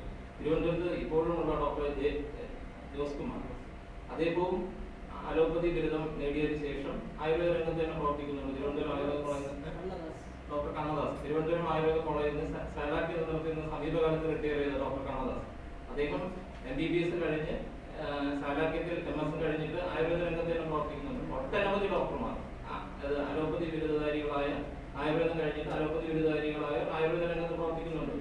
ഡോക്ടർ ഹരികുമാർ ആയുർവേദ അലോപ്പതി കഴിഞ്ഞ ആളാണ്. അദ്ദേഹം ഹോമിയോപ്പതി പ്രാക്ടീഷണറാണ്. അദ്ദേഹം അതാണ് ചെയ്യണം. അദ്ദേഹത്തിന് ഇഷ്ടം അതാണ്. പിന്നെ നേരത്തെ പറഞ്ഞ പോലെ ആന്റിബയോട്ടിക്സ് പറഞ്ഞാൽ നല്ലതാണ്. ആന്റിബയോട്ടിക്സ് പല അസുഖങ്ങളും നല്ലതാണ്. പക്ഷേ antibiotics over period of time വരും ആന്റിബയോട്ടിക് റെസിസ്റ്റൻസ് വരും. അപ്പോൾ ആന്റിബയോട്ടിക്സ് ഇൻഎഫക്റ്റീവ് ആവും. പിന്നെ ദേ ഗോ ഫോർ സ്റ്റിറോയിഡ്സ്. അപ്പോൾ കേന്ദ്ര ഗവൺമെന്റ് ഇപ്പോൾ പറഞ്ഞിരിക്കുന്നത് WHO പറഞ്ഞിരിക്കുന്നത് unnecessary use of antibiotics will hamper your immune system. അപ്പോൾ ആന്റിബയോട്ടിക്സിന്റെ ക്രമാതീതമായ ഉപയോഗം കുറയ്ക്കണം. അതുപോലെ anti microbial resistance, example UTI, urinary infection, respiratory tract infection, ഇങ്ങനെയുള്ള അസുഖങ്ങൾ ഇത് വരുമ്പോഴത്തേക്കും മോഡേൺ മെഡിസിനിന് വലിയ feel like standing against a wall, മുന്നോട്ട് പോകാൻ പറ്റത്തില്ല. അപ്പോൾ അതിന് എന്ത് ചെയ്യണമെന്ന് നോക്കുമ്പോഴത്തേക്കും ആയുർവേദത്തിൽ സജഷൻ ഉണ്ട്. നമ്മളൊക്കെ എന്ത് ചെയ്യാൻ പറ്റുന്ന കാര്യം ചോദിച്ച് നമ്മൾ റിപ്പോർട്ട് ഡിപ്പാർട്ട്മെന്റിന് കൊടുത്തിട്ടുണ്ട്. നമ്മുടെ ഗവേഷണം ഡോക്ടർ ശിവകുമാർ സാർ വളരെ വ്യക്തമായി പറഞ്ഞു. ആയുർവേദ രംഗത്തുള്ള ഗവേഷണം തീർച്ചയായിട്ടും കാലാകാലങ്ങളിൽ വരുന്ന സർക്കാരുകൾ പ്രോത്സാഹിപ്പിക്കേണ്ടതാണ്. നമുക്ക് കിട്ടുന്ന ബഡ്ജറ്റ് വിഹിതം വളരെ കുറവാണ്. ആധുനിക വൈദ്യശാസ്ത്രത്തിന് കൊടുക്കുന്നതിന്റെ 2% മാത്രമാണ് കേരളത്തിൽ ആയുർവേദ രംഗത്തേക്ക് കിട്ടുന്നത്. ഏറ്റവും ആയുർവേദത്തിന്റെ ഈറ്റില്ലം എന്ന് പറയപ്പെടുന്ന കേരളത്തിൽ പലപ്പോഴും ആയുർവേദത്തെ കാലാകാലങ്ങളിലുള്ള സർക്കാരുകൾ അവഗണിച്ചിട്ടുള്ളതിന്റെ യാഥാർത്ഥ്യമാണ്. അതിന്റെ ഒരു മാറ്റത്തിന്റെ സമീപനമാണ്, തുടക്കമാണ് ഈ കോവിഡ് ചികിത്സയിൽ ആയുർവേദത്തിന് കിട്ടിയിട്ടുള്ള അംഗീകാരമായാലും സർജറി ചെയ്യുവാനുള്ള അംഗീകാരമായാലും അത് തീർച്ചയായിട്ടും സ്വാഗതാർഹമാണ്. അതിനെ അട്ടിമറിക്കാനുള്ള ഒരു നീക്കമാണ് IMAയുടെ ഭാഗത്തു നിന്നുണ്ടാകുന്നത്. അതിന്റെ ഭാഗമായിട്ട് പല കുപ്രചരണങ്ങളും നടക്കുന്നു. ഇപ്പോ ഗ്രാമപ്രദേശങ്ങൾ ചികിത്സാ സൗകര്യം വേണ്ടേ എന്നൊക്കെ ചോദിക്കുന്ന യാതൊരു അടിസ്ഥാനമില്ലാത്ത പല ആരോപണങ്ങളാണ് കഴിഞ്ഞ ദിവസങ്ങളിൽ പല പത്രങ്ങളിലും IMAയുടെ വക്താക്കൾ ഉണ്ടാക്കുന്നത്. ഗ്രാമപ്രദേശത്ത് കൂടുതൽ സേവനം കൊടുക്കുക എന്നൊരു സതുദ്ദേശത്തോടു കൂടിയാണ് കേന്ദ്ര സർക്കാർ അല്ലെങ്കിൽ സെൻട്രൽ കൗൺസിൽ ഇത്തരത്തിലുള്ള തീരുമാനം എടുക്കുന്നത്. അത് ജനങ്ങൾക്ക് പ്രയോജനപ്പെടുന്നതാണ്. ജനങ്ങൾക്ക് ചികിത്സയ്ക്ക് ഏറ്റവും കോസ്റ്റ് എഫക്റ്റീവ് ആയിട്ടുള്ള കൂടുതൽ പ്രദേശങ്ങളിലേക്ക് ചികിത്സാ സൗകര്യം പ്രേരിപ്പിക്കാൻ വേണ്ടിയിട്ടാണ് ഇത്തരം ഒരു ഉദ്ദേശത്തോടു കൂടി വന്നിട്ടുള്ളത്. അപ്പൊ അതിനെ തീർച്ചയായിട്ടും പത്രമാധ്യമങ്ങൾ പ്രോത്സാഹിപ്പിക്കേണ്ടതും ജനങ്ങളിലേക്ക് കൃത്യമായ വിവരങ്ങൾ എത്തിക്കേണ്ടതുമാണ്. അതിന് നിങ്ങളുടെ സഹകരണം ഉണ്ടാകണമെന്നാണ് ഞങ്ങൾ അഭ്യർത്ഥിക്കുന്നത്. താങ്കൾ പറയുന്ന പൂർണ്ണമായിട്ട് അംഗീകരിച്ചിടാൻ പറ്റില്ല. കാരണം 12 കോടി രൂപ കേന്ദ്ര സർക്കാരിൽ നിന്ന് സംസ്ഥാന സർക്കാരിൽ നിന്നുമായിട്ട് ISMന്റെ കീഴിൽ റിസർച്ചിന് വന്നു. ആ റിസർച്ചിന് സംബന്ധിച്ച് എന്തൊക്കെയാണ് ഗവേഷണം നടത്തിയത് എന്നുള്ള കാര്യം ISM ഡയറക്ടറുടെ കീഴിൽ ട്രഡീഷണൽ നോളജ് സെന്റർ എന്ന് പറഞ്ഞുകൊണ്ട് 12 കോടി രൂപ വാങ്ങിച്ചത്. ഇനി തിരുവനന്തപുരം ആയുർവേദ കോളേജില് ഉറമാതിരി കൂടെ എടുത്തിട്ട് കഴിഞ്ഞ 9 മാസം പിന്നെ മുഴുവൻ PSC വഴി അല്ലാതെ നിയമനപ്പെട്ട ഒരു സ്ഥാപനമാണ് ട്രഡീഷണൽ നോളജ് സെന്റർ. അത് താങ്കൾ വളരെ തെറ്റിദ്ധാരണജനകമായിട്ട് പറയുന്നത് ISMന്റെ കീഴിലല്ല. ISM എന്ന് പറയുന്നത് ഡിസ്പെൻസറികളും ഹോസ്പിറ്റലുകളും, കേരളത്തിൽ 1200ഓളം ഡിസ്പെൻസറികളും ഹോസ്പിറ്റലുകളും നിയന്ത്രിക്കുന്ന ഒരു ഇതാണ് ഡയറക്ടറേറ്റ് ഓഫ് ആയുർവേദ മെഡിക്കൽ എഡ്യൂക്കേഷന്റെ കീഴിലുള്ള ഒരു സ്ഥാപനമാണ്. അവിടെ ഗവേഷണം നടക്കുന്നുണ്ട്. ആ ഗവേഷണം ഇപ്പൊ വളരെ കാര്യക്ഷമമായി നടക്കുന്നുണ്ട്. 12 കോടി 2 ആയുർവേദ കോളേജിൽ തന്നെ ഒരു ഗവേഷണ കേന്ദ്രമുണ്ട്. അവിടെ റിസർച്ചേഴ്സുണ്ട്. അവരിപ്പോ എന്താ ചെയ്തുകൊണ്ടിരിക്കുന്നത്? ISM എന്ന് പറയുന്ന ഗവേഷണ ഇൻസ്റ്റിറ്റ്യൂട്ട് അല്ല. ISM എന്ന് പറയുന്നത് നമ്മുടെ സാധാരണ ഡയറക്ടറേറ്റ് ഓഫ് ഹെൽത്ത് സർവീസ് പോലെ കേരളത്തിലെ തദ്ദേശ സ്വയംഭരണ സ്ഥാപനങ്ങളിൽ ചികിത്സാ സൗകര്യം ഏർപ്പെടുത്തുന്ന വിഭാഗമാണ്. അവിടെ ഗവേഷണമായിട്ട് യാതൊരു ബന്ധവുമില്ല. ഗവേഷണത്തിന് വേണ്ടി ഇപ്പൊ കണ്ണൂർ ഒരു ഗവേഷണ ഇൻസ്റ്റിറ്റ്യൂട്ട് ആരംഭിക്കാൻ സർക്കാർ നടപടി സ്വീകരിച്ചിട്ടുണ്ട്. ഗവേഷണ ഇൻസ്റ്റിറ്റ്യൂട്ടുകൾ നിലവിലില്ല. താങ്കളത് വെറുതെ പറയുന്നത്. ഇല്ലെന്നേ, എനിക്ക് തെറ്റിപ്പോയതാണ്. എല്ലാം കൂടെ ഒറ്റ ഒരു ബിൽഡിങ്ങിന്റെ കീഴിൽ ഇരിക്കുന്നതുകൊണ്ട് എനിക്കത് തെറ്റിപ്പോയതാണ്. ആയുർവേദ ഡോക്ടർ ശങ്കര ഇരിക്കുന്ന സമയത്ത് അദ്ദേഹമാണ് തുടങ്ങിയത്. അല്ല, അതിന്റെ ഗവേഷണം ആ ഗവേഷണം കൃത്യമായി നടക്കുന്നുണ്ട്. അതിനെ സംബന്ധിച്ചിട്ടുള്ള ഡോക്യുമെന്ററി പ്രസിദ്ധീകരിച്ചിട്ടുണ്ട്. പല കാർഡിയോളജി ഗ്രന്ഥങ്ങൾ പ്രസിദ്ധീകരിക്കുക തുടങ്ങിയ ആയുർവേദ കോളേജിൽ തന്നെ ഒരു ഗവേഷണ കേന്ദ്രമുണ്ട്. ഇല്ല ഉണ്ട്. ഗവേഷണ കേന്ദ്രം എന്ന് പറയുന്നത് 5 ലക്ഷം രൂപ വന്നേ വെച്ചു. ഞാൻ കേരളം എല്ലായിടത്തും നിങ്ങളെ കൊണ്ട് നേരെ കാണിച്ചു തരാം. ഞാൻ പറഞ്ഞിട്ട് അപ്പൊ മെഡിക്കൽ ട്രഡീഷണൽ നോളജ് എന്നുള്ള ഒരു യൂണിറ്റിനെ കുറിച്ചാണ് താങ്കൾ സംസാരിക്കുന്നത്. അതെന്താന്ന് വെച്ച് കഴിഞ്ഞാൽ അതൊരു അഡ്മിനിസ്ട്രേറ്റീവ് ഓഫീസാണ്. അവരെ ഫണ്ട് സ്വീകരിച്ചുകൊണ്ട് ആയുർവേദ കോളേജുകളിൽ ആ ഫണ്ട് റിലീസ് ചെയ്തുകൊണ്ട് അവിടെ ക്ലിനിക്കൽ റിസർച്ച് കണ്ടക്ട് ചെയ്യുന്നു. അത് മാത്രമാണ് ജോലി. അല്ല, ഈ പറയുന്നത് ഇപ്പം ജനറൽ മെഡിസിനില് റിസർച്ച് നടക്കുന്നത് നമുക്ക് ക്ലിയർ ചെയ്യാം. IMA-കാര് ഒരു 4 വർഷത്തേക്ക് മുമ്പ് ഇതേപോലത്തെ ഒരു വിഷയം വന്ന് സംസാരിച്ചെന്ന് പറഞ്ഞു. കേരളത്തിൽ ഡോക്ടർമാരുടെ എണ്ണം കൂടുതലാണ്. ഞങ്ങളിപ്പോൾ 60,000 പേര്. അവർ പരസ്യമായിട്ട് വന്നിരുന്നു മൈക്ക് കൊടുപ്പാங்க. രണ്ടാമത്, കഴിഞ്ഞ വർഷം മാതൃഭൂമിയിൽ ഒരു പരമ്പരയുണ്ട്. കേരളത്തിൽ ഇത്രയധികം ഡോക്ടർമാരുടെ ആവശ്യമുണ്ട്. 1 ലക്ഷം ഡോക്ടർമാരിലധികം കേരളത്തിലുണ്ട്. ഈ പലർക്കും തൊഴിലില്ലാതെ നിൽക്കുകയാണ്. ഇങ്ങനെ പോയി കഴിഞ്ഞാൽ MBBS തൊഴിലില്ലാതെ. അതുകൊണ്ട് ഞങ്ങൾ ചെയ്തുകൊണ്ടിരിക്കുന്ന ജോലി വേറൊരാളൊന്നും ചെയ്യുന്നുണ്ട്. ഞങ്ങൾ തടസ്സപ്പെടുത്തും.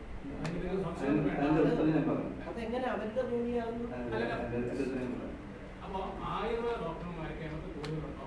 തൊഴിലാകിയ പ്രശ്നമാണ്. ശരി, ഈ പറഞ്ഞ ചോദ്യം കറക്റ്റാണ്. പക്ഷെ അതിന്റെ ഉത്തരം ഞാൻ പറയട്ടെ. ഈ തൊഴിലില്ലാത്ത ഡോക്ടർമാർ ഇപ്പൊ അവരുടെ ഇടയിലും ഉണ്ടെന്നാണ് പറയുന്നത്. ആയുർവേദ ഡോക്ടേഴ്സിന്റെ ഇടയിലും ഉണ്ട്. പക്ഷെ ഇവിടുത്തെ നമ്മുടെ ഈ ടോപ്പിക്ക് പ്രസക്തമായിട്ടില്ല. സർജറിയുടെ കാര്യത്തിലുള്ള കാര്യമാണ് നമ്മൾ ചർച്ച ചെയ്യുന്നത്. പക്ഷെ ഇദ്ദേഹം വഴി മാറിയാണ് ചോദിക്കുന്നതിന്റെ ഒരു ആൻസർ ഞാൻ പറയാം. പക്ഷെ അങ്ങനെയാണെങ്കിൽ ഇതിന്റെ അനുവാദം കണക്കിലെടുത്തുകൊണ്ട് പുതിയ സ്വാശ്രയ കോളേജുകളും മറ്റുള്ള കോളേജുകളും അനുവദിക്കാൻ പാടില്ല. അതൊരു പോളിസി ഡിസിഷനാണ്. അത് നമ്മൾ ആയുർവേദ ഡോക്ടേഴ്സ് അല്ലെങ്കിൽ അലോപ്പതി ഡോക്ടേഴ്സ് മാത്രം ചിന്തിക്കേണ്ട കാര്യമല്ല. എന്തിനാണ് കൂടുതൽ സ്വാശ്രയ കോളേജുകൾ അനുവദിക്കുന്നത്? അലോപ്പതി മേഖലയിലാണെങ്കിലും ആയുർവേദ മേഖലയിലാണെങ്കിലും ഈ ചോദ്യം നിങ്ങൾ യഥാർത്ഥത്തിൽ ചോദിക്കുന്നത് ഗവൺമെന്റിനോടാണ്, അല്ലെങ്കിൽ സെൻട്രൽ ഗവൺമെന്റിനോടാണ്, സ്റ്റേറ്റ് ഗവൺമെന്റിനോട്. അവരാണ് അതിന് ആൻസർ പറയുന്നത്, നമ്മളല്ല. ഈ ഇങ്ങനെ ഒരു കോഴ്സ് തുടങ്ങിക്കഴിഞ്ഞാൽ അവിടെ നടക്കുന്ന ഡോക്ടേഴ്സിനെല്ലാം ജോലി കൊടുക്കാനുള്ള, ജോലി കണ്ടെത്താനുള്ള സഹായം ഗവൺമെന്റ് ചെയ്യേണ്ടത് ആവശ്യമാണ്. അത് സത്യമാണ്. അത് കിട്ടുന്നില്ല. അത് അലോപ്പതി മേഖലയിലാരും കിട്ടുന്നില്ല. ആയുർവേദ മേഖല എഞ്ചിനീയേഴ്സിന് കിട്ടുന്നുണ്ടോ? ഇത്ര എഞ്ചിനീയർ കോളേജ് അടച്ചുപൂട്ടി. അതിനകത്തുള്ളതാണ്. അല്ല, അപ്പൊ ഇതിനകത്ത് വേറെ കാര്യം ഞാൻ പറയട്ടെ. നമ്മളിപ്പോ ഒരു സദ്യ ഉണ്ടുമ്പോ കൂടുതൽ പായസം നല്ല രുചിയാണ് കൂടുതൽ കഴിക്കാറുണ്ടോ? അപ്പൊ അലോപ്പതി മാത്രം മതിയാവൂല അതിനകത്ത്. അത് പൂർണ്ണമാണെങ്കിൽ ആ സദ്യവട്ടങ്ങളെല്ലാം വേണം. അതിനകത്ത് അച്ചാർ വേണം, പരിപ്പ് വേണം, സാമ്പാർ വേണം, എല്ലാം വേണ്ടേ എന്ന് പറയുന്നതേ ഉള്ളൂ. ഇപ്പൊ ഒരു സിസ്റ്റം കൊണ്ട് മാത്രം അതിനാണെങ്കിൽ ഞാൻ ആദ്യം പറഞ്ഞ വീണ്ടും റിപ്പീറ്റ് ആണ്. 2020 എല്ലാവർക്കും ആരോഗ്യം എന്നുള്ള ഒരു ഒബ്ജക്റ്റീവിലേക്ക് എത്തിയിട്ടില്ല. അത് എന്തുകൊണ്ടാണ് നമ്മൾ വലിയൊരു ക്വസ്റ്റ്യൻ മാർക്കാണ്. അതിന്റെ ആൻസറാണ് ഞാൻ പറഞ്ഞത്. ഇതിനകത്തൊരു സംയോജിത പദ്ധതി നടപ്പിലായി എല്ലാ ജനങ്ങളുടെ എല്ലാ കാര്യങ്ങളും ചിന്തിച്ച് പ്രവർത്തിച്ചെങ്കിൽ മാത്രമേ എല്ലാവർക്കും ആരോഗ്യം എന്നുള്ള ഒരു ഒബ്ജക്റ്റീവിലേക്ക് എത്തത്തുള്ളൂ. ജനങ്ങളുടെ ആരോഗ്യ സംരക്ഷണമാണ് ഉദ്ദേശമെങ്കിൽ ആയുർവേദക്കാർക്ക് സർജറിക്ക് ഒരു അനുവാദം തന്നപ്പോൾ IMA-യിലെ ചില ഡോക്ടർമാർ അല്ലെങ്കിൽ അലോപ്പതി മേഖലയിലെ ഒരു വിഭാഗം ഡോക്ടർമാർ മാത്രം ഇതിനെ ഇത്രത്തോളം ഭയക്കുന്നത് എന്തുകൊണ്ടാണ്? അതാണ് എനിക്ക് ചോദിക്കാനുള്ളത്. ഇവിടെ എല്ലാ കാര്യങ്ങളും എല്ലാവരും വിശദീകരിച്ചു. IMA-കാരോ ഒരു വിഭാഗം അലോപ്പതി ഡോക്ടർമാരോ എന്തുകൊണ്ടാണ് സർജറി ആയുർവേദക്കാർ ചെയ്യുന്നതിനെ ഭയപ്പെടുന്നത്? ജനങ്ങൾ കൂടുതൽ സർജറി വിഭാഗം ആയുർവേദത്തിലോട്ട് പോകുമെന്ന് ഉള്ള ഒരു ഭയം കൊണ്ടാണ് എന്ന് തന്നെയാണ് നമ്മളിത് മനസ്സിലാക്കുന്നത്. ശസ്ത്രക്രിയ ആയുർവേദത്തിൽ ഉൾപ്പെടുത്തുന്നത് കൊണ്ട് നമ്മുടെ ആരോഗ്യ രംഗത്ത് വിപ്ലവകരമായ മാറ്റങ്ങൾ ഉണ്ടാകും എന്ന കാര്യത്തിൽ സംശയമില്ല. അതിനെ ദൂരീകരിക്കത്തക്ക വിധത്തിലുള്ള സംഭാഷണങ്ങളാണ് നമ്മുടെ ബഹുമാനപ്പെട്ട ഡോക്ടർ രാജു തോമസും ഡോക്ടർ ശിവകുമാറും സെബി ഉൾപ്പെടെ എല്ലാവരും പറഞ്ഞത്. ഇത്രയേ പറയാനുള്ളൂ. അലോപ്പതിക്ക് ഇത്രയേറെ ഭയക്കേണ്ട കാര്യമുണ്ട്. ഒരു ആരോഗ്യ സംരക്ഷണമാണ് ഉദ്ദേശിക്കുന്നതെങ്കിൽ എന്തുകൊണ്ട് ഇതിനെ ഭയക്കുന്നു? ആയുർവേദത്തിന്റെ ശസ്ത്രക്രിയയുടെ തന്നെ പിതാവ് എന്നറിയപ്പെടുന്നത് സുശ്രുതാചാര്യനാണ്.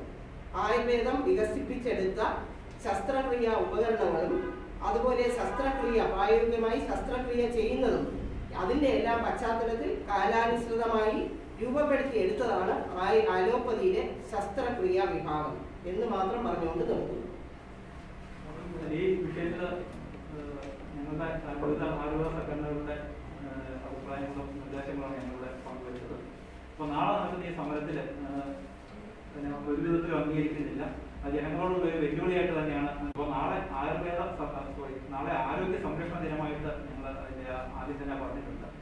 അപ്പോൾ അക്കാര്യത്തിലും അതുപോലെ തന്നെ ഈ സർജറി ശസ്ത്രക്രിയാ സൗകര്യങ്ങൾ ആരോഗ്യ PG വിദ്യാർത്ഥികൾക്ക് അനുവദിച്ച കാര്യത്തിലും ഞങ്ങളുടെ നിലപാടുകൾക്ക് പൊതുസമൂഹത്തിന്റെ മുന്നിലും മാധ്യമങ്ങളുടെ മുന്നിലും ഒരു കൃത്യമായിട്ടുള്ളൊരു പിന്തുണ നിങ്ങളുടെ അവരുടെ ഭാഗത്തു നിന്നുണ്ടാവുമെന്നും പ്രതീക്ഷിക്കുന്നു.